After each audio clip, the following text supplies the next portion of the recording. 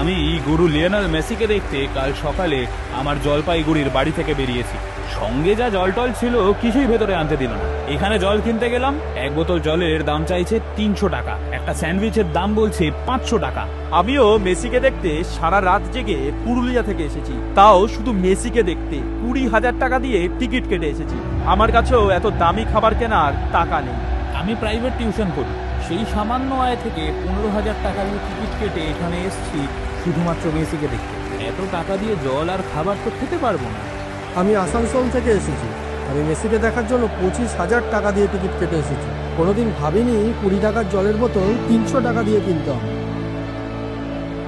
এদিকে 12,000 টাকার টিকিট কাটতেই আমার বেশ কষ্ট হয়েছে। শুনলাম তৃণমূল তাদের নির্বাচনের খরচ তুলতে মেসিকে নিয়ে এসে হাজার হাজার টাকার টিকিট বিক্রি করে কোটি কোটি টাকা তুলছে। শুনেছি এসবের পেছনে নাকি অরূপ বিশ্বাসের ঘনিষ্ঠ বাবু শোন। এইসব দুর্নীতির বেশিরভাগটাই তৃণমূলের শীর্ষ নেতৃত্বের কাছে পৌঁছে। তাই এরকম দুর্নীতি করতে তৃণমূলের ছোটখাটো নেতারাও কোনো ভয় পায় না। 11:10 বেজে গেল, মেসি কখন আসবে? এই তো বলছে মেসি স্টেডিয়ামে এসে গেছে, তারা ভালো করে চশমাটা পরিষ্কার করে নি, মেসিকে দু চোখ করে দেখতে পাবো।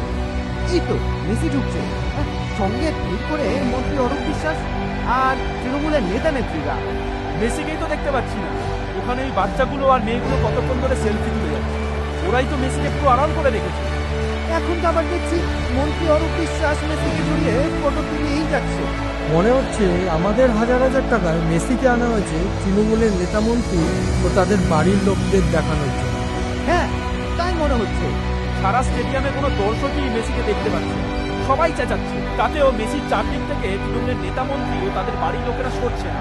ওই দেখো, পুরো স্টেডিয়াম থেকে সবাই রেগে গিয়ে জলের বোতল মাঠে ফেলছে, স্টেডিয়ামের চেয়ার ভেঙে মাঠে ফেলছে।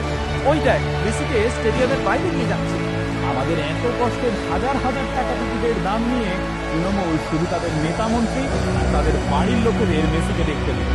এই প্রতারণা আর অপমানের জবাব আমরা দেবো ভোটে, যাতে এই অপদার্থ দুর্নীতিবাজ তৃণমূল বাঙালিদের ফুটবল প্রেম নিয়ে ছিনিমিনি খেলার সুযোগ আর না পায়।